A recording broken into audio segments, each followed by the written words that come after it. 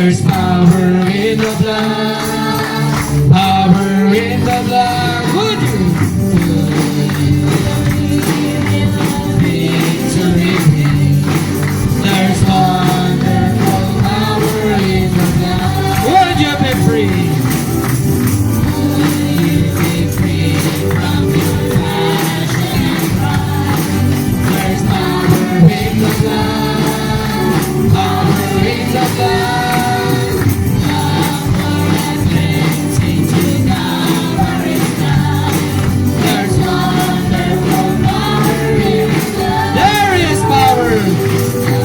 Power, power, wonder-working power in the blood of the Lamb. There is power, power, wonder-working power in the precious blood of the Lamb. Would you be whiter? Would you be whiter, much whiter than snow? There's power in the blood, power in the blood.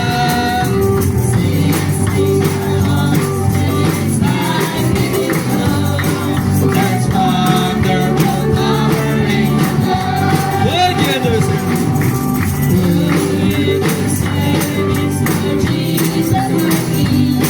There's power in the blood, power in the blood.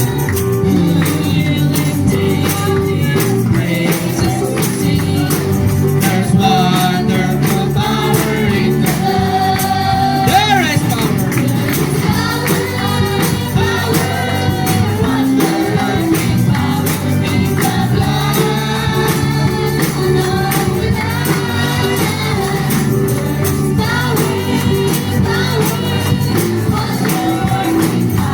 In the precious blood of the Lamb. If the world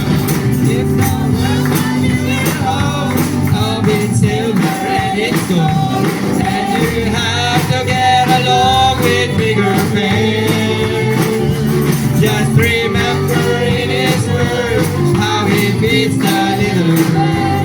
Take your burden to the Lord and leave it there. Leave it there. Leave it there. Leave it there. Take your burden to the Lord and leave it there. If you trust and never doubt, He will surely bring you out. Take your burden to the Lord and leave it there. Ever body suffers pain,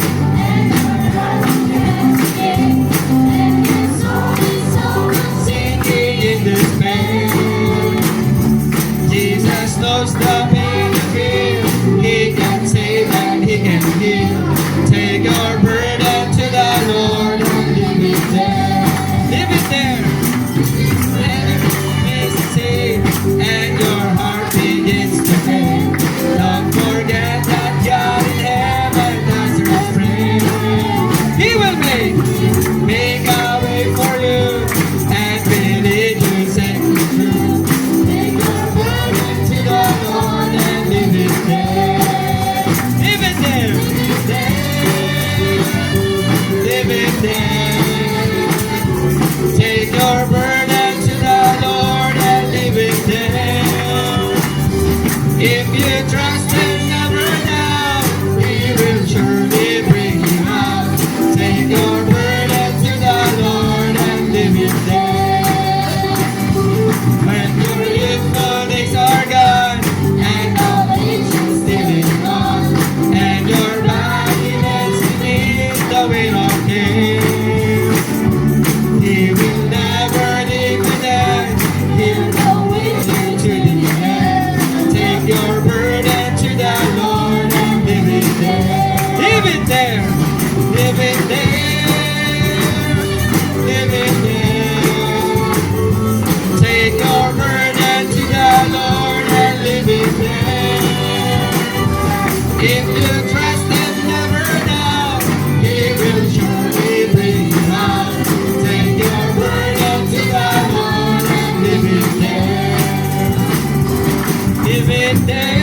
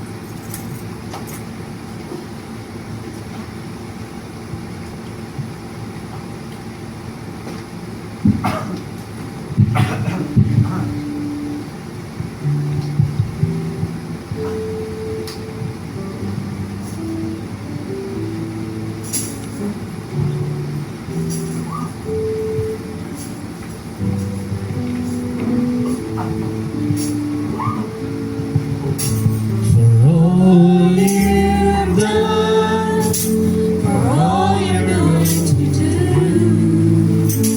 we give you thanks and we lift our praise to you. We give you thanks, we give you praise, for we know that all things work together for our good. We give thanks, we give praise, for by faith all your grace will see us through. All those things that we don't understand come by faith and place them in your hands.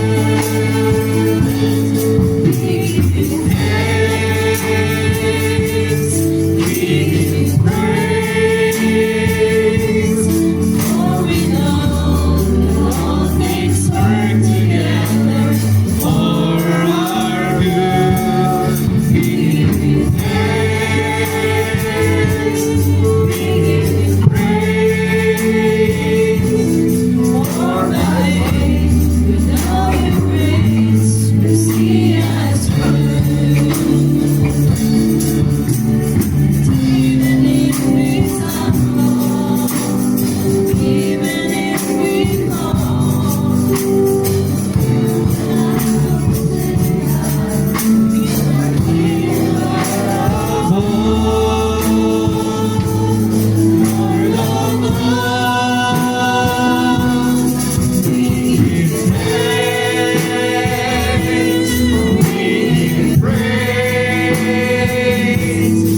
for we know that all things work together for our good. We give thanks, we give praise, for by faith with all your grace you see us through. We give thanks, we give praise,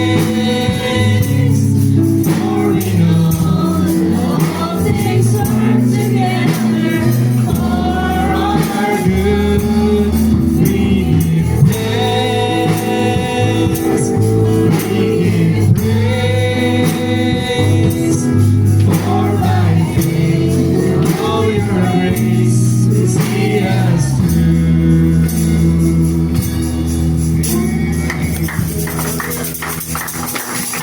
Praise God. Hallelujah! Praise God. Tayo po'y buko. Iupo natin ang ating mga ulo bilang pagbibigay pamitagan sa ating Diyos. At tayo po ay manalangin. Panginoong Diyos, salamat po sa umagang ito, Lord God. At meron pa po kaming lakas, buhay, na pwede pa po naming may handog sa iyo bilang buhay na hain, Panginoon. Standing here this morning, Lord God, ay isang milagro na, Panginoon. Hindi ko alam paano ako nakakatayo ngayon sa oras na ito. Having 170 over 100 na blood pressure, Panginoon. Hindi ko alam paano pa ako nakakatayo rito. Tunay na biyaya mo lamang ito, Panginoon. Kaya salamat o Diyos. Nawa, wag mo kaming biguin sa umagang ito, Lord God. Kahit ganito po ang kalalagayan ng iyong lingkod, malaya mo pa rin gamitin ang kanyang labi, Panginoon, upang masaysay ang iyong kalooban. Sa umagang ito, Lord God, lalong-lalo na ang aming tinatalakay, Panginoon, ay baptism of the Holy Ghost. Ikitang-kita po namin dito, Panginoon, kung paano nais pigilan ng kaaway. Lord God, ang bagay na kailangan po namin upang kilalanin na Bride of Christ, Panginoon, at makasama sa rapture, Lord God. Kaya tulungan mo kami, talian mo lahat ng gawa ng kaaway. Sa umagang ito, Panginoon, at hayaan mong malaya na makakilos ang iyong Espiritu. Pakainin mo po kami ng spiritual na mana sa umagang ito, Lord God, na magbibigay sa amin ng lakas, tatag, Lord God, at kapag-asahan, Panginoon, na pagdating mo, Lord God, isa kami sa mga makasasama mo, Panginoon, magpasawalang hanggan. Sa pangalan po ng Panginoong Kristo Jesus, ito po ang aming samudalangin, lahat ng banal muli magsabi ng Amen at Amen. Palakpakan po natin ang ating Panginoon. Hallelujah. Pupunta na po tayo sa Baptism of the Holy Ghost. Pero magtra-transition muna tayo para mas lalo nating maunawaan. Gusto kong kumuha tayo ng isang magtatay-pansyado muna tayo bago tayo pumunta sa Baptism of the Holy Ghost. Bagamat Baptism of the Holy Ghost na to. So, kuha tayo ng text sa Genesis chapter 17 verse 11.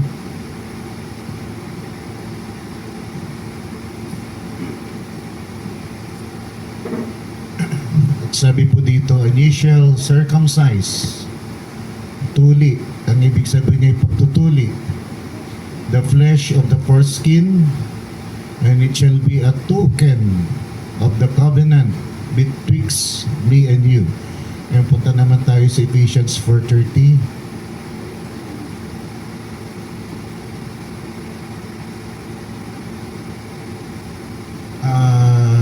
Romans 2:29 to 20 to 29 muna bago tayo pumunta dyan. So tatlong scripture yung ating chapter 2 verse 28 to 29. For he is not a Jew, which is one outwardly, neither is that circumcision, which is outward in the flesh. 29, but he is a Jew, which is one inwardly. The circumcision is that of the heart, in the spirit, and not in the letter, whose praise is not of man, but of God. Katapos doon sa Ephesians 4:30. And grieve not the Holy Spirit of God, whereby you are sealed unto the day of redemption. Tayo po yung muling manalangin, dakilang Diyos, basubsan mo po ang iyong mga salita na aming binasa. Dalangin ko po, Diyos, na ilatag mo ito sa aming lahat sa paraan na madali po namin maunawaan. Gamitin mo lamang po kami bilang sisidlan, Panginoon, ng iyong kabutihan, ng iyong biyaya. At gamitin mo ang putik na labi na ito para saysayin ng iyong kalooban. Sa pangalan po ng Panginoong Kristo Jesus, ito po aming samot dalangin, lahat ng banal muli magsabi ng Amen at Amen. Palakpakan po natin ang ating Panginoon. Hallelujah. At maaari na po tayo makakaupo. Kung napapansin nyo siguro, hindi ako nagbubukas masyado ng scripture at ng mga quotations kasi magmula nung nagkaroon tayo ng teacher, sinikap ko na mag-concentrate sa preaching. Kasi napapansin ninyo, pag nagbubukas ako, humihinto yung flow. Preaching should not be like that. Pag nagpipreach, dapat tuloy-tuloy para hindi maputol yung flow ng Espiritu. Kaya hanggat maaari, nagkukot na lang ako ng mga scripture, yung mga kinukot ko na quotation, sometimes paraphrase, pero rest assured mga kapatid, yan po ay pinag-aralan kong maigi. Hindi ko po kayo dadayain mga kapatid. Kung meron mang mga pagkakataon na tila baga parang mali, sisiguraduhin ko sa inyo meron po itong we could justify it and we could reconcile it. Tandaan po natin, ang church natin hindi po kumikiling sa anumang turo. Ang ginagawa natin palagi, pag may opposing quotations, nire-reconcile natin. Hindi natin pinaglalaban. Kaya pinipresent natin parehas palagi yan. Pagkatapos kinukuha natin, mga kapatid, yung reconciling, mga kapatid, na stand para makuha natin yung tamang konteksto ng quotation ng ating propeta, mga kapatid. So, pag nagpipreach ako, abangan ninyo yung mga scripture. kung mali yung scripture na nabanggit ko, balikan ninyo ako para may correct natin. Tumatanda na tayo kung minsan mali na nababanggit natin na scripture. So makikita natin, paulit-ulit na ba kung babalik ulit ako sa umpisa? Siguro hindi na, no? Alam niyo na meaning ng justification. Alam niyo na meaning ng sanctification. So, this time, ang pag-aaralan natin mga kapatid, yung pinakamahalaga sa lahat, yung baptism of the Holy Ghost. Dahil pag wala ito, sabi sa Romans 8:9, tingnan nga natin, Brother John. Ito yung basis mga kapatid na sinasabi ko palagi, without the token, we could not be recognized as bride. But ye are not in the flesh, but in the Spirit. If so be that the Spirit of God dwell in you. Now, if any man have not the Spirit of Christ, he is none of His. Kaya kung wala kang baptism of the Holy Ghost, hindi ka pwede maging bride. You can only receive the baptism of the Holy Ghost pag si Kristo ay nananahan na siya. So ito yan. Kung hindi magaganap sa iyo to, mga kapatid, you will never be recognized. Hindi ka kikilalanin na bride, mga kapatid, at iyon ang pag-uusapan natin sa umagang ito. Napansin ninyo mga kapatid, sa Genesis 17:11, sabi po doon, yung circumcision is a token. It is a mark. It is alam niyo yung sandugo, sino nakakalam ng sandugo dito? Nasaan naman? Wala nakakalam? Ha? Blood compact. Oh. Blood compact mga kapatid between, ano ba sinabi ko? Ay, may chinelas na sandugo. Wala ka ni Sister Ben. Praise God. Alam, grabe chinelas. Salamat na po. Napapatawa niya ako. After is the best medicine, sabi nga. Chinelas pala yun. Kaya pala tawa lahat eh. Yung sandugo mga kapatid, it is the blood compact 1565. Kung di ako nagkakamali, between si Katuna and Legazpi. Dato si Katuna, saka si Legazpi mga kapatid. So ang ginawa nila, bumas sila ng dugo sa kanilang sarili. Ilagay mga kapatid doon sa alak at ininom nila yung alak, parehas. So ito yung simbolo ng friendship and alliance between Spain and the Filipino people o pero saan ba sa Katuna? Something in somewhere in Mindanao, ano? Somewhere in South. So, Cebu. So between Cebu and Spain, mga kapatid, meron silang alyansa at pagkikipagkaibigan at ang token ay yung blood compact. So, nasusundan po natin mga kapatid. Yung blood compact na yon, ginawa yon sa harapan ng mga nakakakita na Cebuano at ng mga Spaniards. So nakita nila yung pangyayari. At nang nakita nila yung pangyayari na yon, mga kapatid, yon ay naging token ng alliance, mga kapatid, ng Spain at ng mga Cebuano. So nakita ninyo, ininom po nila yung dugo, no? Nilagay sa alak. Ang ganda. Kasi meron din covenant na ginawa si Kristo na gano'n, mga kapatid. Purihin ang Panginoon. Pero gusto ko makita po natin, it is a mark. Ito isang tanda. Na pag nakita, uy, yan yung pagkikipag-alyansa. Ang blood compact ay pagkikipag-alyansa ng Pilipino, ng Cebuano at ng Spaniard. So dito naman sa 17:11 ng Genesis, sabi ng Diyos, mga kapatid, ito ay token doon sa covenant ng Diyos sa kanyang bayan. So it is a covenant, it is a token of covenant, mga kapatid, o covenant token for being a covenant people of God.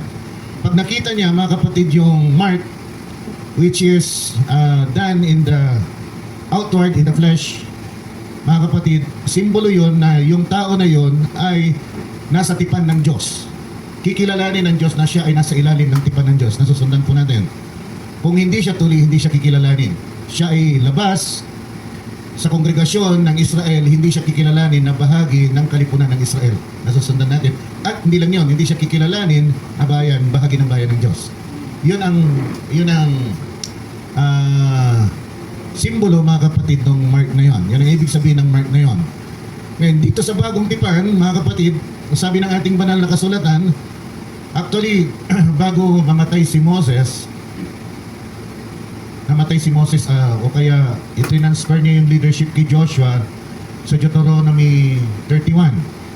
Doon sa Deuteronomy 31, verse 7, 8, kung di ako nagkakamali mga kapatid, itinransfer ni Moses yung leadership kay Joshua, pero bago itinransfer mga kapatid so nagtatapos na ang ministry ni Moses. Nasusunod natin, kasi si Joshua nang susunod din. May binigay dito mga kapatid na parang propesiyas. Hindi natin mabasahin ito. Punta na tayo doon sa 30 verse 1. Gusto ko lang pakita na one chapter after yung 30 verse 1. Ito lang namin 30 verse 1.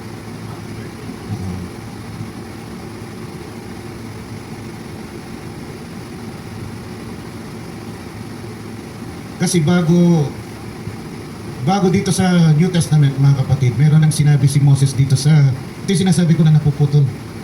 Kaya hanggat maaari kung ganito, hindi lang, itype mo lang, meron na, okay na. Circumcision lang. Circumcision, heart, saka heart.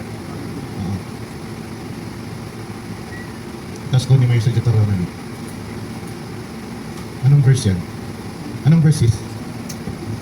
6. Yeah. See, sabi dito sa Deuteronomy 30 verse 6, and the Lord thy God will circumcise thine heart. So dito pa lang sa Old Testament, meron nang ipinapakita si Moses dito. Pero siyempre hindi nila maintindihan pa ito. Hindi nila maintindihan. Pero sinasabi na ni Moses dito mga kapatid, darating ang time, ang circumcision, hindi na dyan sa foreskin, kundi sa heart. At yun yung nakita natin sa Romans chapter 2, verse 29, 28 and 29. Nasabi ni Pablo, mga kapatid, yung paglilinis ay hindi na outward, kundi inward transformation na. Mga kapatid, lilinisin na yung dumi ng puso, mga kapatid, at para malinis yung dumi ng puso, mga kapatid, kailangan ma-circumcise ito, matutuli ito, ngunit ang pagtutuli ng puso ay gagawin ng Espiritu Santo. Pag yung Espiritu Santo ay nanahan doon sa puso, matutuli yung puso, maalis yung dumi, mga kapatid. Totally, dapat wala ng dumi pag nanahan yung Espiritu Santo, mga kapatid. Kaya sabi dito, but he is a Jew which is one inwardly, and circumcision is that of the heart, in the spirit, and not in the letter, whose praise is not of men, but of God. So nakikita natin doon sa sanctification, linis totally, transformation doon. Pagdating mga kapatid dito sa baptism of the Holy Ghost, mananahan na yung Espiritu, then yung puso mga kapatid ay malinis na. Nasusundan po natin. So yan ang circumcision of the heart, mga kapatid. So nakikita natin dito ang dalawang ugnayan, mga kapatid, na yung circumcision, sabi sa Exodus chapter 12 verse 48, hindi ka pwedeng makisalo doon sa Passover kung hindi ka tuli. Nasusundan po natin mga kapatid. Kaya kung titignan natin yung kabuuan ng ating pinag-uusapan dito, kung hindi ka tuli, kung hindi ka baptized with the Holy Ghost, hindi ka makakapag-participate sa Passover, hindi ka makakapag-participate sa wedding supper of the Lamb. Iyon ang reason kung bakit without the token, you cannot be recognized as a bride. Malinaw mga kapatid, malinaw. Kaya hindi pwedeng hindi ka mga kapatid mabautismo ng Espiritu Santo. Kailangan mabautismoan ka ng Espiritu Santo at kailangan ang pinag-uusapan kasi natin dito palagi tulad ng Romans 8:9, ang kinindi niya ng foolish virgins. Ang kinindi nila. Kasi kung ano inangkin natin, ang kinindi lang nila. Ang pagkakaiba lang kasi yung proseso eh. Tayo kompleto, sila hindi. Kaya pag sinabi yung Romans 8:9, ang kinin natin yan as bride. Kung wala yung Espiritu ni Kristo sa atin, if we are not baptized with the Holy Ghost, we are not His. Hindi tayo Kanya. Ang babalikan lang ni Kristo ay yung Kanya. Tandaan po natin mga kapatid, tayo ay tinubos ni Kristo. Pero hindi pa tayo mga kapatid nire-redeem. Yung actual redemption wala pa. Kaya nga sabi doon sa Ephesians 4:30, grieve not the Holy Ghost whereby you are sealed unto the day of your redemption. Redeem na tayo mga kapatid, pero sa rapture pa tayo aangkinin ng ating Panginoon. Habang nandito tayo sa grace period, itong 7 church ages mga kapatid is a grace period for the Gentiles. So habang nandito tayo sa grace period ng mga hintil, tayo ay mga hintil, hindi tayo Israelita. Mga kapatid, dahil sa Acts 13:46, tinanggihan ng Israel, mga kapatid, ang Ebanghelyo na inihahatid ni Barnabas, mga kapatid, at ni Pablo. Nung tinanggihan nila yon ay ibinalin sa atin. Kaya salamat sa Panginoon, kung di tinanggihan ng Israel, wala tayong kaligtasan. At nung ito mga kapatid ay binalin sa atin, doon nag-umpisa yung 7 church ages. Nag-umpisa na, at tayo nandoon na sa ikapito. At wala nang susunod dyan, nakapanahonan pa. Kaya kailangan maghanda tayong maigi rito. Dahil dito magaganap yung rapture sa panahon natin, mga kapatid. At sa paglipas mga kapatid ng panahon, hindi pare-parehas ang tinatanggap mga kapatid na mensahe ng bawat kapanahonan. Ang kabuuan ay narito sa atin panahon. Pero hatulan mga kapatid ang bawat kapanahonan ayon sa mensahe na tinanggap nila. Kung ano yung tinanggap nila na liwanag at tinanggap nila yun na buong buo, na katotohanan, hindi nila tinanggihan, mga kapatid, sila ay bright. Pag tinanggihan nila, hindi sila bright. Pagsikapan natin mga kapatid na unawain ito dahil napakahalaga ito. Kung hindi tayo bright, mawawala ng saysay yung ating paglilingkod. Kailangan ilagay natin yan sa puso at isip natin. Lagay natin maigi mga kapatid. Seryosohin natin ito. Mahalin natin ang mensahe mga kapatid because there's no other way. Mapalad tayo na bilang tayo dito. Kung hindi tayo nabilang dito mga kapatid, nandun pa tayo sa labas kung ano pang ginagawa natin sa ating buhay. Pero nung tayo ay tinawag mga kapatid, nag-iba yung takbo ng ating buhay. Walang isa man sa atin dito na magsasabi na magmula nung nabautismoan siya, ganun pa rin siya. Dati pa rin yung pagkatao niya. May nabago sa kanya. At yung bagay na nabago sa kanya, hindi siya ang nagbabago sa kanya. Ang banal na espiritu na kumikilo sa kanya, buhay, nagsasabi kung ano ang dapat niyang gawin at itinataguyod siya, mga kapatid, ini-influensyan siya. Ang atin lang gagawin doon ay mag-respond doon sa influence na ginagawa. At hindi tayo makakapag-respond kung wala tayong seed of God. Kung wala tayong binhi, kahit anong marinig mo rito, kahit gaano na kalinaw ang mensahe ihatid sa iyo, meron pa rin nasa puso mo na kontrahin ito. Ayaw mong ilakad dito dahil maapektuhan yung takbo ng buhay mo. Yun ang pinapasuko sa atin ng Panginoon. Kung di natin isusuko yan mga kapatid, sayang ang paglilingkod natin. Sayang. Binibigyan tayo kung minsan ng Diyos kahit ang ating Panginoon. Sabi niya, pumunta tayo sandali sa ilang para tayo ay magpahinga. Kung minsan ginagawa ng Panginoon yan sa atin, binibigyan tayo ng kaluwagan para naman tayo ay makapagpahinga o ano man ang gusto nating gawin. But hindi yan para maging kahalili ng Diyos bilang comforter, bilang tagapag-aliw. Ang Diyos palagi ang tagapag-aliw. Pag na-focus na doon ang isip mo na yung biyaya na binibigay niya sa iyo, yun ang tagapag-aliw mo, nagkakamali ka. Magising ka agad.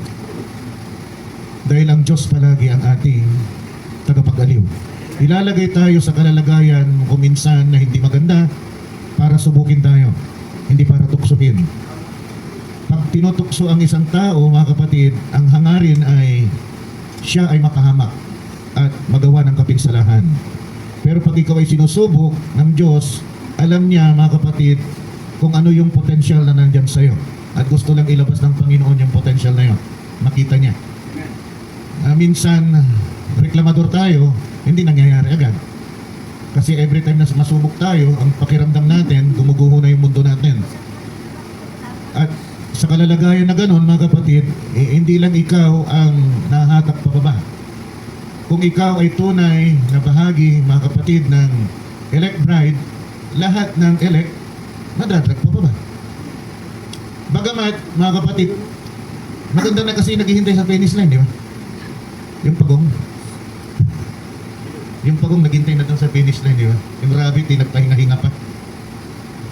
Alam nyo naman siguro yung kwento na yun, rabbit at pagong. Diba? Relax yung rabbit dahil siya mga kapatid ay umasa sa kanyang kakayanan. Nagpahinga muna siya, nalampasan siya ng pagong at yung pagong naghintay na lang siya doon sa finish line. So, bagamat marami tayong bride of Christ, maraming churches, hangad ko sa church na ito, maghintay na tayo doon sa finish line. Kaysa tayo pa ay nag-ipag-unahan papunta doon sa finish line, mga kapatid. Dahil ibinibigay naman ng Panginoon sa atin yung dapat nating gawin at dapat nating malaman at dapat nating gawin. Tayo lang, ang kailangan lang natin mag-respond. So hindi natin masisisi ang Panginoon. Dahil kung di niya binibigay yung mga guidelines sa atin kung paano tayo makarating doon, pwede nating sisihin eh. Panginoon, tinago mo sa amin ito.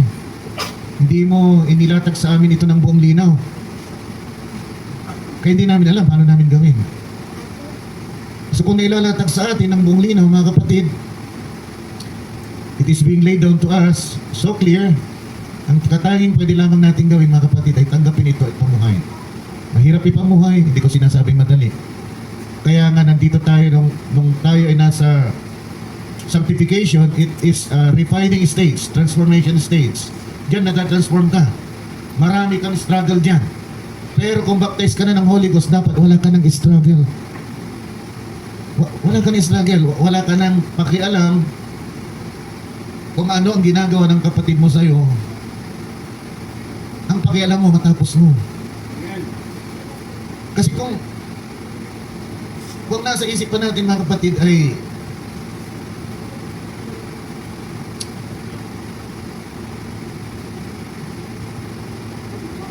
ito, gusto ko makita po niyo ito ng buong linaw. Unless luminya yung puso natin sa salita ng Panginoon at magkaroon tayo ng unconditional love, di talaga tayo makakauwi. We see wrong, batiin natin. Pero don't dwell on that. Kamali si Brother Kel. Sabi ko kay Brother Kel, Brad, kamali ka, ganito yung ginawa mo.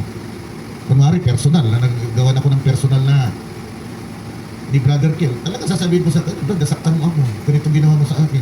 After that, wala na. I will not dwell. Kung dwell ako, araw at gabi isipin ko yun, paano kita babawian?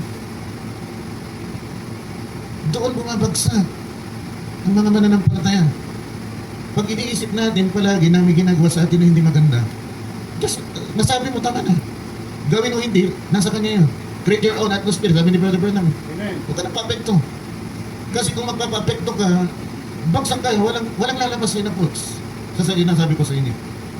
Ang lalabas sa'yo, works of the Spirit. Dapat. Hindi, fruits of the Spirit dapat, hindi works of the flesh. Sana nakukuha ninyo yung pamanhikan ko sa inyo, mga kapatid, bilang mga mananampalataya. Mag-umpisa ito sa loob ng bahay ninyo. Kung hindi ninyo ito mapapraktis sa loob ng bahay ninyo, madali kayong magpatawad, very objective kayo, pag kayo ay bumabati, dapat pag nagko-correct ka, very objective ka. Ano yung problema, yun lang. Pag yan ay nagsanga-sanga, mga kapatid, hindi na objective yan. Pag meron kang pakay na isaayos, mga kapatid, ito kasama ng counseling ulit ha. Pag may gusto kang i-correct, yung bagay lang na yun. Pag dinagdagan mo yun, hindi nyo masasolve. So isettle ninyo yung problema na yun bago nyo isettle yung isa pa na inihahain sa inyo na problema.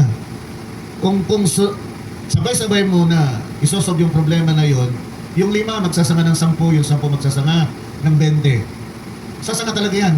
Kaya ibalik ninyo palagi yung usapan doon sa inyong pinag-uusapan.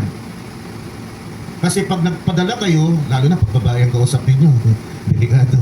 Lahat ng mga nagawa mo sa buhay, kakalkalin na yun. Tinalatag niya. Di ba? Kaya dapat kayong mga lalaki, dapat very objective kayo. Ayun, nandiyan, ginawa ko yan dati. Pero ito muna isolve natin kasi hindi natin ito isosolve. Itong current, itong bagay na kinakaharap natin, wala tayong mariresolve. Alam niyo, pag may nare-resolve ka, ang ganda ng pakiramdam kasi, di ba? Masarap ang pakiramdam mo.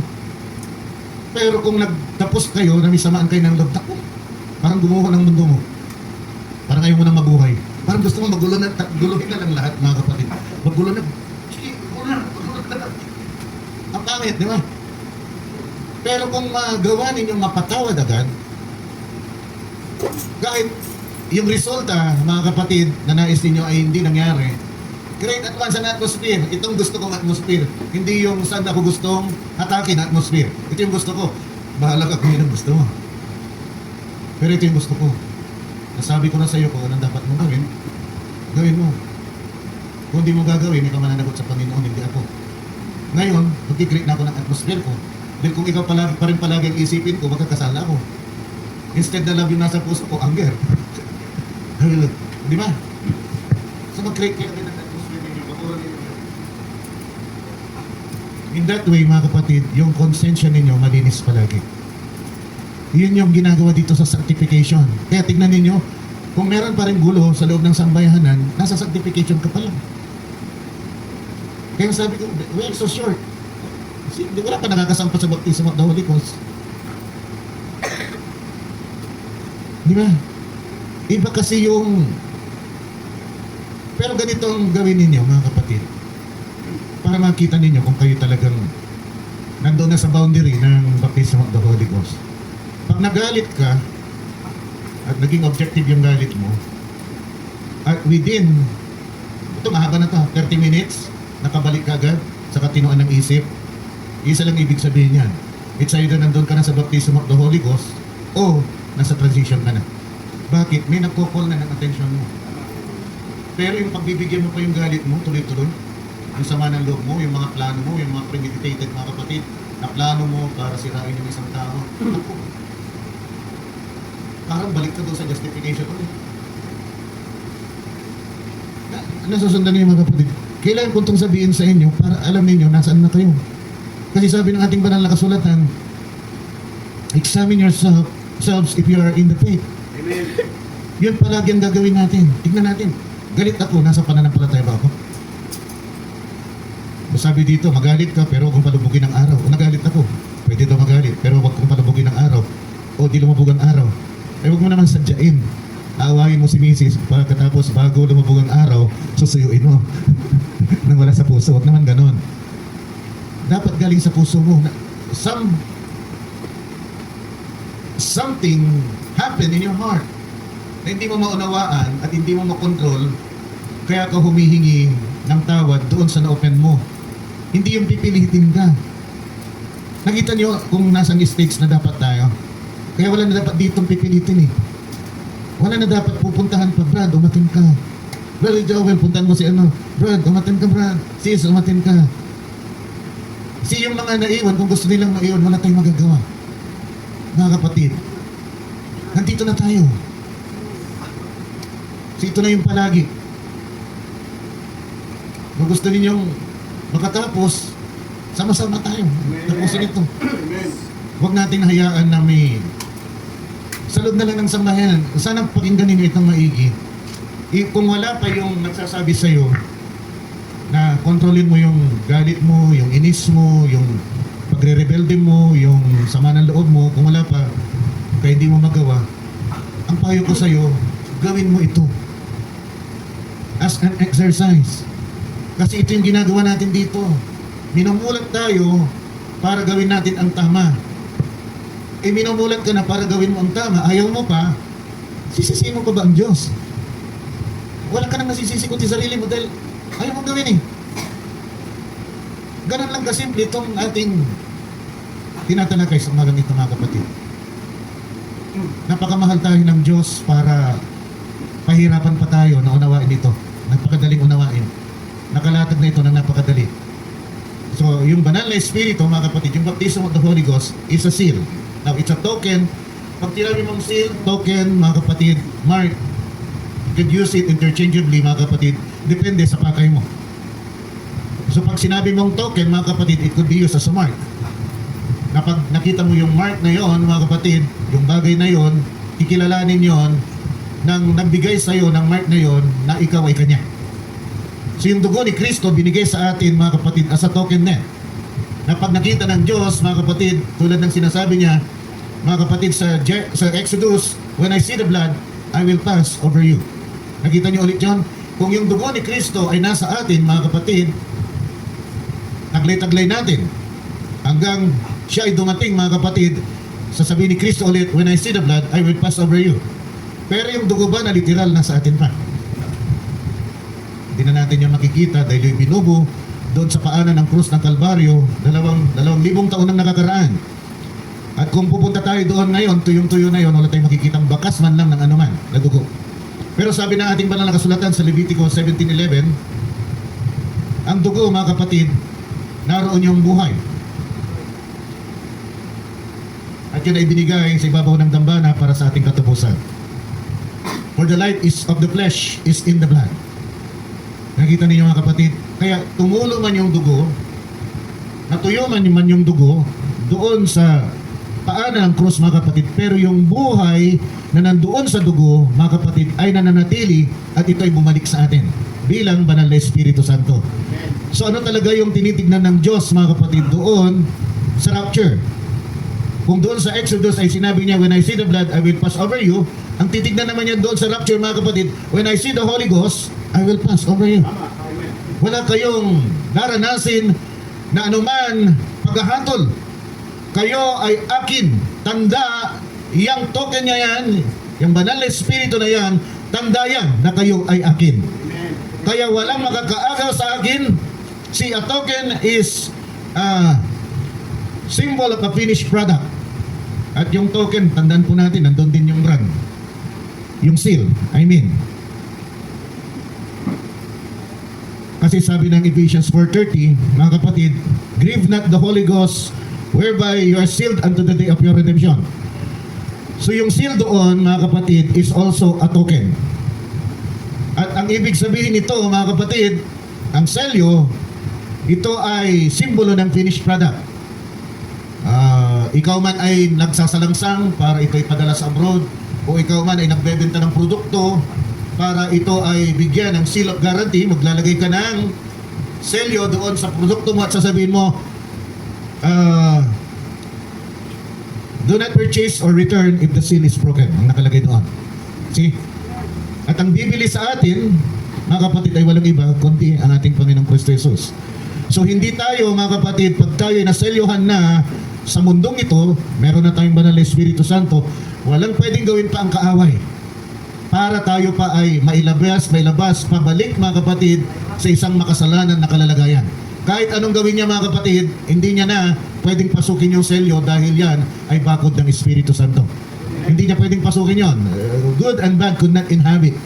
Hindi pwedeng manahan sa isang kalalagayan ang masama at mabuti, mga kapatid. Kaya hindi yan mapapasok ng anumang gawa ng kaaway pag ikaw, mga kapatid, ay may tatak na. Pag ikaw ay bautismado na ng Espiritu Santo. See, symbol of finished product.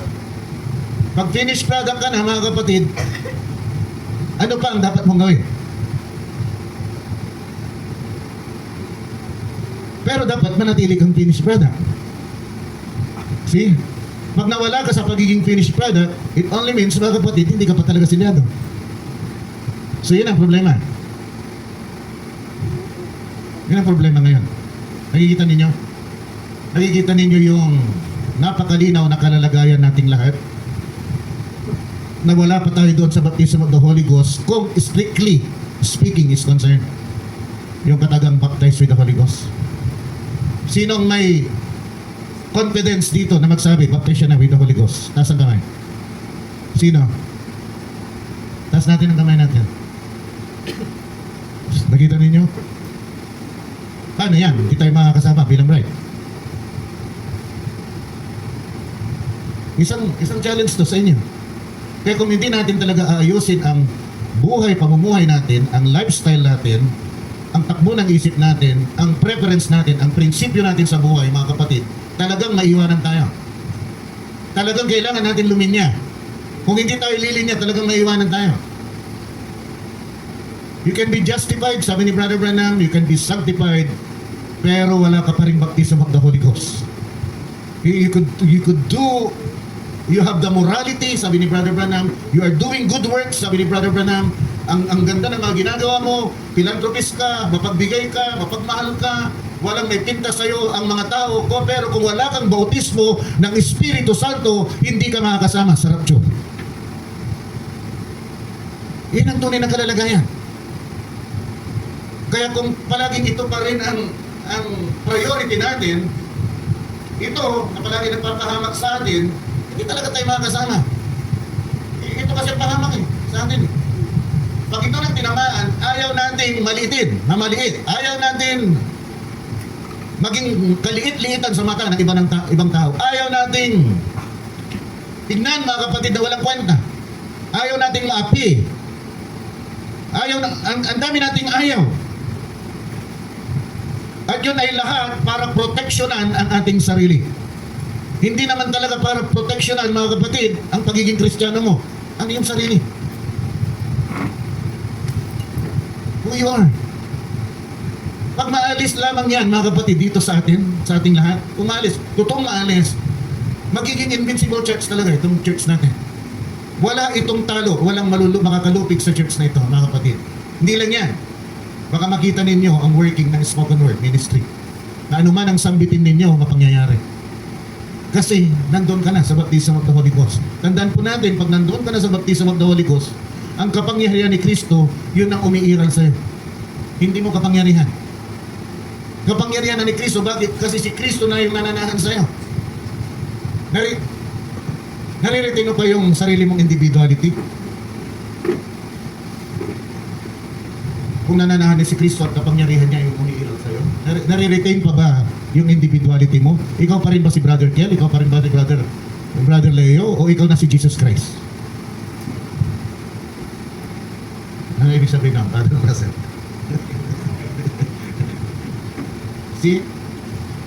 Sabi ni Brother Branham, pag napasayo yung banal na Espiritu Santo, when the Holy Spirit indwells in you, mga kapatid, ikaw, mga kapatid, ay buong-buo nasasabugin ng katauhan ni Kristo. So wala ka nang palagyan. Tulad yan sinasabi, mga kapatid, ni Pablo, ako'y namatay kasama ni Kristo, ako'y nabuhay, ngunit hindi na ako ang nabubuhay, kundi si Kristo ang nabubuhay sa akin, na nagmahal at nagligtas sa akin. Sabi niya. So hindi na yung kanyang dating kaisipan, hindi na yung dating kanyang nais gawin ang kanyang ginagawa. Lahat ng bagay ay merong nagsasabi sa kanya kung anong gagawin niya. At hindi niya kinokontra. Nasusundan po natin, mga kapatid. Hindi niya kinokontra yun. Yun ang baptism of the Holy Ghost. Ngayon meron pa tayong kontra eh. Pag nagalit ka, i-justify mo. Ginalit niya kasi ako. Di ba? Parang tayo may justification. Ano man ang bagay, nagtampo ka, meron kang justification. Nawala yung pagmamahal mo na. Di ba?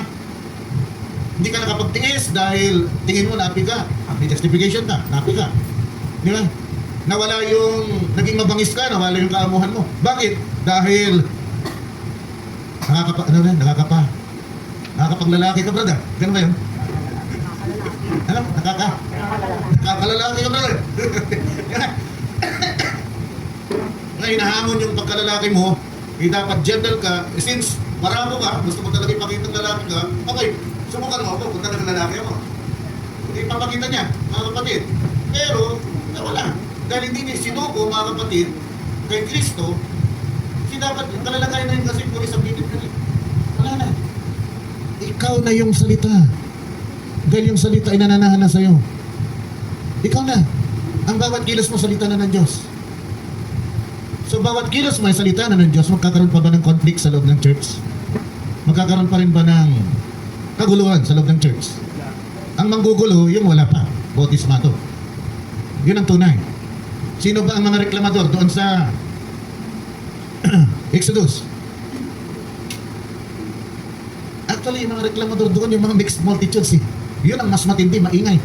Meron din mga reklamador na Israelita, pero yung mixed multitudes doon, sila yung pinakamaingay doon, sila mga reklamador.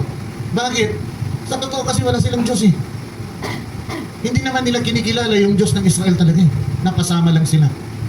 So ganun din dito sa atin, sa ating kalipunan, kung hindi submissive yung espiritu mo, yan ay magsasabi na kasama ka sa mixed multitudes.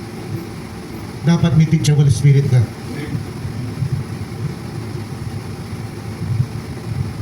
Nakikinig ka at pinapamuhay mo kung ano yung pinapakinggan mo. See, naalala ko talaga yung sinasabi ni Pastor Ronnie. You cannot major on minor things, sabi niya.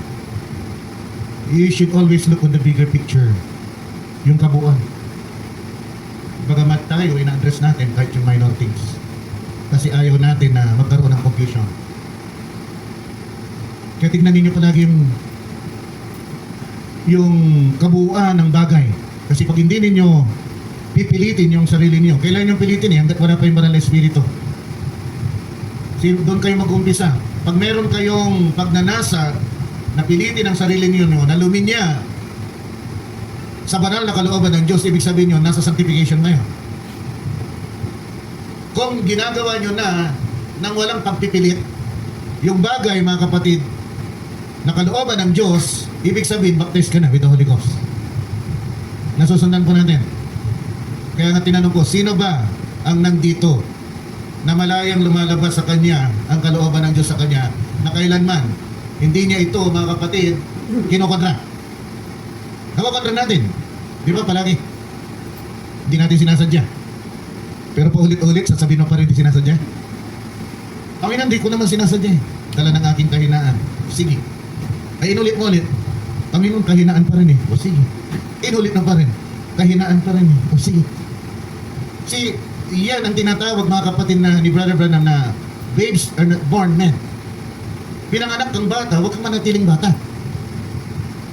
Babat, umuunlad ka. Yung bagay na nagagawa mo dati, pag tinignan mo, sabi ni Brother Branham, pag tinignan mo yung nadaanan mo sa iyong likuran, dapat maraming pagbabago ang nangyari. Bagamat hindi mo pa naabot yung dapat mong maabot. Dapat, huwag tumingin ka. Kung tumingin ka, pabalik-balik ka, konting pitik lang, mga kapatid, ng salita ng Diyos sa'yo, tampo ka na agad, something is wrong. Kaya ang salita ng Diyos, ginagamit yan para ituwid ka. Sabi ng banal na kasulatan. Hindi yan ginagamit, mga kapatid, para itaboy ka. Pag ikaw ay, sabi ng banal na kasulatan, pag ikaw ay natisod sa salita ng Diyos, hindi ka bahagi ng salita ng Diyos. Dapat hindi ka natitisod. Pag napitik ka ng salita ng Diyos, hindi ka dapat natitisod. Ang gagawin mo dapat, tignan mo. Tama ba pagkapitik sa akin ng salita ng Diyos o hindi? Kung hindi, anong gagawin ko? Kaya ko ba ito sa akin sarili? Na maayos o hindi? Kung kaya ko, gawin ko. Kung hindi ko kaya, tuloyin ko tulong ng Diyos. Di ba dapat ganun? Amen. Kung kaya mong gawin, ituloy mo sarili mo. Kung di mo kaya, hingin mong tulong ng Kristo. Tama, amen. May mga bagay na hindi talaga natin kaya na maayos sa ating buhay. At si Kristo lamang ang pwedeng gumawa noon. Ang problema, kung ayaw mong kumilos, ayaw mong gawin, mas gusto mong magbabad sa ganong kalalagayan. Mas gusto mo na ganon ka. Ayaw mong pakialaman ka. When you are being corrected by the Holy Spirit, you listen. Doon ka lang mababago. And when you are being corrected by the Holy Spirit at tinanggihan mo, doon ka rin mamamarkahan ng unpardonable sin. Pwede. Pag ikaw ay nakapag-commit ng unpardonable sin, hindi, ang linaw, di ka bahagi ng bride. Na-commit mo eh.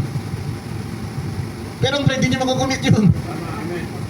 Kahit anong marinig niya, mga kapatid, na pangangaral ng salita ng Diyos, magtatampo. Magtatampo siya, pero i-reconsider pa rin niya yung salita ng Diyos. Ikaw, pastor, di ka pa nagtampo nung ikaw ay ordinary mananampalataya pa at nagpipreach yung pastor mo? Ilang beses. Ilang beses naman nagtampo, pero in-examine ko kung yung sinasabi niya. Tatampo ko, nandun ako sa mga loob ko. Alam ko, akong pinapato ko yan eh. Kasi ilan lang kaming taga-SM doon. Ilan kaming taga-SM doon. Si Pastor Randy, yung Randy Bravo, Pastor Randy.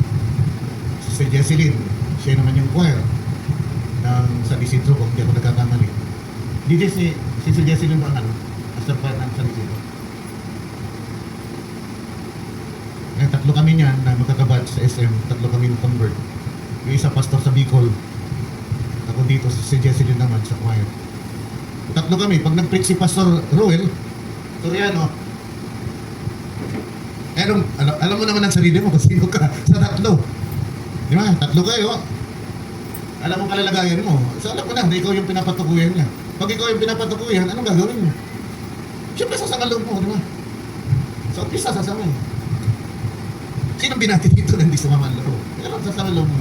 Pero dapat, para ikaw ay lumago at ikaw ay mag-grow, tignan mo kung yun ay valid o hindi. Kung valid yung pagkabati sa'yo, i-adjust mo sarili mo. I-adjust ko sarili ko. Lumilin niya ako. Sa bawat sabihin niya, sumama, lilin niya ako. Kaya kahit natapos na, nawala na ako doon, saan man kami magkita, sa harap ng marami. Mga kapatid, yan, alam ni Brother Joel yan. Sa ano na ako nagigipag-fellowship? Kung sinundo natin taga-Myanmar. Pagkakita mga kapatid sa akin ni Pastor Ruel, niyayakap ako, hindi na ako natin sa kanila. Bakit pag nakikita niya ako, niyayakap niya ako? Because I did not burn the bridge, mga kapatid. Nakita ko tama yung turo niya, tama yung palakad niya. Mga kapatid, kayo lumili niya ako, puri ng Panginoon. So kaya sana ganun din ang inaasahan ko sa inyo. Kung may mga preaching kayo naririnig at hindi lumilinya sa prinsipyo ninyo, tingnan ninyo ang salita ng Diyos. Pinapalinya ba ako sa salita ng Diyos o pinapalinya ako sa gusto ni Pastor? Kung ito ay tungkol sa ikabubuti natin, luminya tayo. Wala kasi tayong option. Walang option ng bride. Baka kala niyo may option tayo, wala tayong option. Kung bride tayo, ang option natin, mabaptize with the Holy Ghost. Yun lang. At to be baptized with the Holy Ghost, mga kapatid, dapat nakalinya tayo 100% sa salita ng Diyos. Hindi natin kayang gawin yan. Ang gagawin yan, Banal na Espiritu Santo. Pero sabi palagi ni Brother Branham, there is a manifestation. Kung yung gawa ng Espiritu Santo ay hindi nag-manifest sa'yo, wala siyang gawa. Because by their fruits, we shall know them. Tandaan mo natin yan. Meron palaging manifestation. Hindi pwedeng walang manifestation. So kung lahat ng naririnig nyo dito ay sinasabi ni Brother Branham na gawin natin, gawin natin. Dahil kung di natin ginagawa, mga kapatid, isang ibig sabihin niya, mga kapatid, walang manifestasyon. At kung walang manifestasyon, hindi mo pwedeng angkinin. Nasa iyo ang Banal na Espiritu Santo. At kung wala sa iyong Banal na Espiritu Santo, pumunta ka sa altar. Lumuhod ka. At sabihin mo, sabi ni Brother Branham, renew. I-renew mo ang sarili mo muli. Bumalik ka kay Kristo at sabihin mo sa Kanya, Panginoon, patawarin mo ako. Pag nagawa mo yun, ibig sabihin yan, may hope pa. Kasi hindi mo pa tinatanggihan eh. Ilang beses mo ka man nagkaroon ng sama ng loob sa pangangaral ng salita ng Diyos. Pero dumating sa iyo yung kaisipan, at hindi mo kaisipan yan, kaisipan ng Espiritu Santo, na magsisi, humingi ng tawad, magbago, di ba? Alam yan. Nagtawag din natin. Brother Kel, yan tuloy, inaani mo yung ginagawa ng anak mo. Yan, dali. Yan o. Ani lang, di ba? Di ba? Ayaw sa bagot. Di ba, ani lang? Oo, kita ninyo.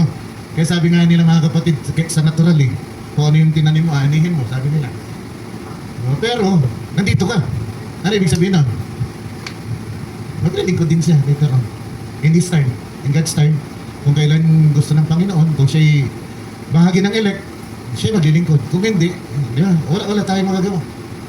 Kahit sa pamilya, mga kapatid, ay may lumalabas talaga na gano'n. Jacob at Esau, di ba? Abel and Cain. Isang pamilya yan, mga kapatid, may lumalabas. Isaac and Ismael. Wala tayong magagawa. Isang pamilya yan, pero may lumalabas na anak talaga at may lumalabas na hindi may tuturing, mga kapatid, na pinili ng Diyos, bahagi ng pinili ng Diyos. So, ang pwede lamang natin gawin, magpatuloy, magmahalan, mga kapatid, pag ipag-pray natin ng isa't isa, pag may nakikita tayo na tulad ko ngayon, hinihiling ko sa inyo, yung mga nakatanggap naman ng pagpapala sa ministry ng inyong pastor, sa fasting and prayer, ako naman ang humingi ng prayer sa inyo. Pag-pray, si 2 weeks ago, pag-pray na niya ako Brother Ken. So, humingi ako ng tulong sa kanya, sabi ko, Brad, sama ng pakiramdam ko, umigi, kaso namalingki kami ni sister, ang haling tapat, Brad, grabe pawis ko. Pagdating dito, wala na yun, medyo tuloy-tuloy na yun. Ewan ko ba, ba't nagkagano? Siguro, naimbak na rin yung mga taba na kinakain. Sinisingil na rin ng mga kapatid. So, 3 days na hindi ako nagkakanin. Kanina umaga, kumain ako na ganun, kanin lang. Sister, hirap ako. May time kasi parang kinakapos ako. Hindi na talaga maganda. 3 days na wala akong nagawa, mga kapatid. Wala na, direct talaga ako. Kasi kikilos lang ako ng konti, mga kapatid. Bakit agad sa 100? 170 over 100. I-risky na yun, ano? Brother Robbie. Ano na yun, pwede ka nang atakihan talaga. Kaya salamat sa Panginoon hanggang ngayon. Siguro sa mga panalangin ninyo, kaya nakatayo pa rin tayo. Pero nasa risk na yun, critical na yun, stage na yun. Yung 170 over 100 mga kapatid. Dapat at my age, nasa 130 over 90, 80 lang ano, mga ganun lang dapat. Napakalayo. Kaya pag-pray naman ninyo ako, bumaba yung blood pressure ko. Sana makuha ko mo lamang yung 130 over 90, kahit hindi 130 over 90 lang. Makuha ko lamang yun. Pero 120-80, ang tagal ko kasi sa 120-80. Pero nung nagkaroon ng vaccine, doon ko kasi ano ko. Alam niyo hanggang yung naglalaro tayo ng basketball, 2017 yun, di ba? Hanggang doon, 120/80 ako na. Pero nung nagka-pandemya, biglang tumas na. 146 na ako. Ngayon, ito na yung pinakamataas ko. 170/90. Over 100. Mabot ako ng 102. Over 102. Kaya mga kapatid, hindi ko natutukuyin sino yung mga pinanalangin ko na nagkaroon ng resulta. Pero humihiling ako naman ang ipanalangin ninyo ngayon. Dahil pag alam kong pinapanalangin niyo ako, alam ko. Yung kay Brother Kel, may resultang nangyari na, Brother Kel. Umigil pakiramdam ko talaga. Minsan kasi kailangan mo talaga. When you're the one affected, kung minsan, hindi mo magawa kung minsan na ano. Di ba? Na-affectan yung pananampalataya mo. Pero pag alam mo, may nananalangin para sa'yo, lumalakas talaga yung, di ba? Brother Russell, nakakaraos na. Sige tayo tumayo lahat at tayo manalangin. Punta tayo next week sa Baptism of the Holy Ghost pa. Transition pa lang to. Wala pa tayo doon sa siguro baka makatatlong part tayo dito sa Baptism of the Holy Ghost. Naka-4 na part pala tayo sa sanctification, ano? Tayo manalangin. Dakilang Diyos, salamat po sa umagang ito. Salamat, bagamat Lord God. Hallelujah. Ang kalalagayan ng iyong lingkod ay ganito. Hinayaan mo pa rin matapos, Panginoon, ang gawain. May hatid pa rin ang iyong mensahe sa umagang ito, Lord God. Salamat sa kabutihan mo, salamat sa pagpapala mo, salamat sa kagalingan na pinagkakalo mo, salamat sa tagumpay na nararanasan po namin sa bawat panahon na kami ay nasusubok. Ikaw ang sumusubok, pero ikaw pa rin ang nagtataguyod sa amin upang makaraos po kami. Mapagtagumpayan po namin ang pagsubok na ipinaparanas mo sa amin. At alam po namin, O Diyos, ang pagsubok naming dinadaanan ay para lamang kami patatagin, palakasin sa aming mga pananampalataya, Lord God. Kaya ikaw po, O Diyos, ay aming pinapasalamatan, pinupuri, dahil pinaparanas mo sa amin ang mga bagay na ganito. Kung walang mga bagay na ganito, hindi po kami lalago bilang mga mananampalataya. Ngunit, ganun pa man, ang aming paring daing sa iyo ay tuwing dumadanas kami sa pagsubok, huwag mo kaming iwanan. Ikaw ang aming kaagapay, ikaw ang tutulong pa rin sa amin upang makatawid po kami sa anumang pagsubok na aming dinadaanan. Ito man, Panginoon, tayo patungkol sa karamdaman, sa pisikal na kalalagayan, sa pinansyal, Panginoon, sa emosyonal, Lord God, na kalalagayan, relasyon man o anumang bagay, Lord God. Ikaw ang inaasahan namin, Panginoon, na magtataguyod sa amin dahil sinabi mo anumang bagay na inumpisahan, ang gawa na inumpisahan ng aming Panginoong Kristo Jesus ay tatapusin mo hanggang sa kanyang pagdating. Purihin ko, Diyos. Purihin ko, Diyos. Sinasamba ka namin sa oras na ito. Binabalik namin ang paborit pagsamba na naungol para sa iyong banal na pangalan. Tanggapin mo nawa ito, Lord God. At nawag ito'y isang bagay na magdudulot ng ngiti sa iyong mga labi, isang bagay na magdudulot ng kagalakan sa iyong puso, isang bagay na magdudulot, Panginoon, sa iyo ng alam ng damdamin upang kami tanggapin sa iyong harapan at sabihin, ito ang aking mga sinisintang anak. Purihin ko, Diyos! Hallelujah! Sa pangalan ng Panginoong Kristo Jesus, ito po ang aming sawa at dalangin at lahat ng banal magsabi ng Amen! At Amen. Palakpakan po natin ang ating Panginoon. Hallelujah! Meron lang akong i-announce. May 3 magpapabaptize next Sunday.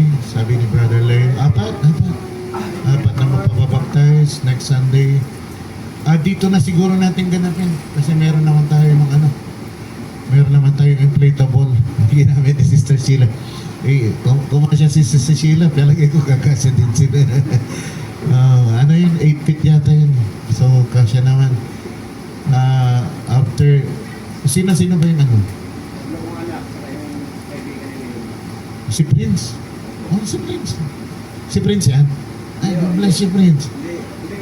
Wala. Yung kasama mo nung nakarang linggo. Bless daw siya eh. Bless daw siya. Grabe naman. Parang ikaw yung Brother Leo. Ilang ano. Puri ng Panginoon. Tatahimik. Grabe, parang di ko mikilas eh. Meron na palang ano. So, in-announce ko ito kasi yung mga gustong sumabay na lang sila. Baka hindi nila na masabi kay Brother Leo. Sabi nyo na lang kay Brother Joel para para maisama na rin kayo. Mga kapatid,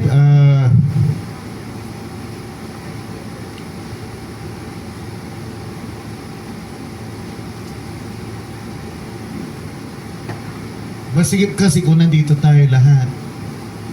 Kasi pag nilatag yan, hanggang dito, malaking space na maukonsume. Kaya ang hinihiling ko yung ano na lang, mga concern na lang. Brother Leo, ikaw na lang.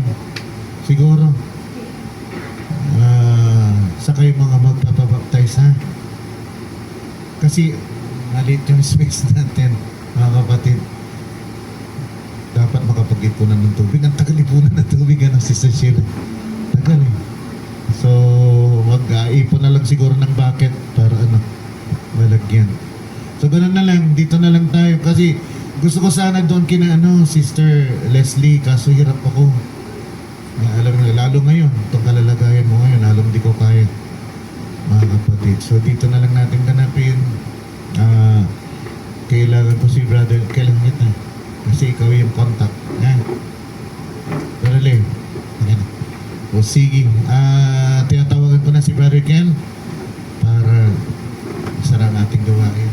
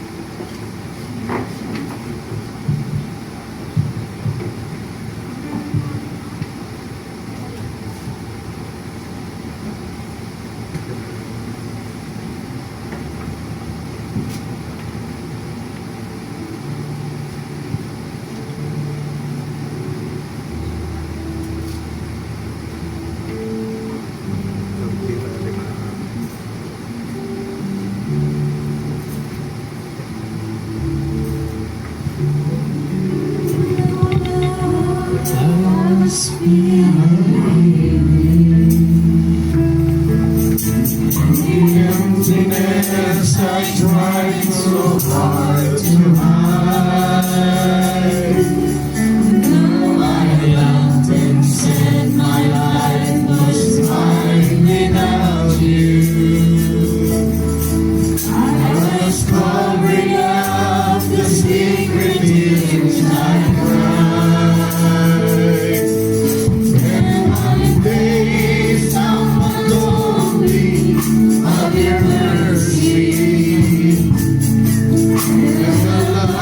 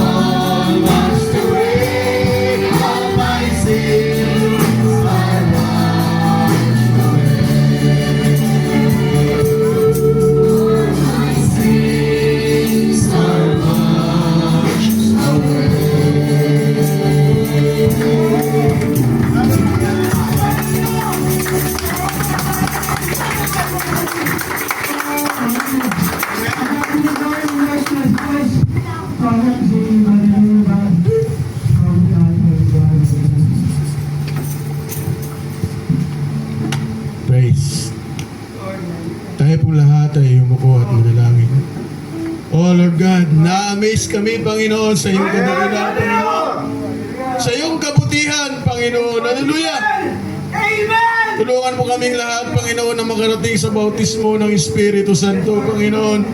Na kung saan, Panginoon, ay doon mo kami agawin. O Lord, dalangin namin, Panginoon, na nawa ikaw kumilos sa aming buhay. Yes, Lord, amen. Patawarin mo kami, Panginoon, sa aming mga pagkukulang. Yes, Lord. Lord God, batid mo, Panginoon, ang laman ng aming puso. Amen. Sa araw-araw, Panginoon, nais naming maipamuhay ang iyong Yes, salita. Lord. Ngunit, Panginoon, napakarami ng balakid.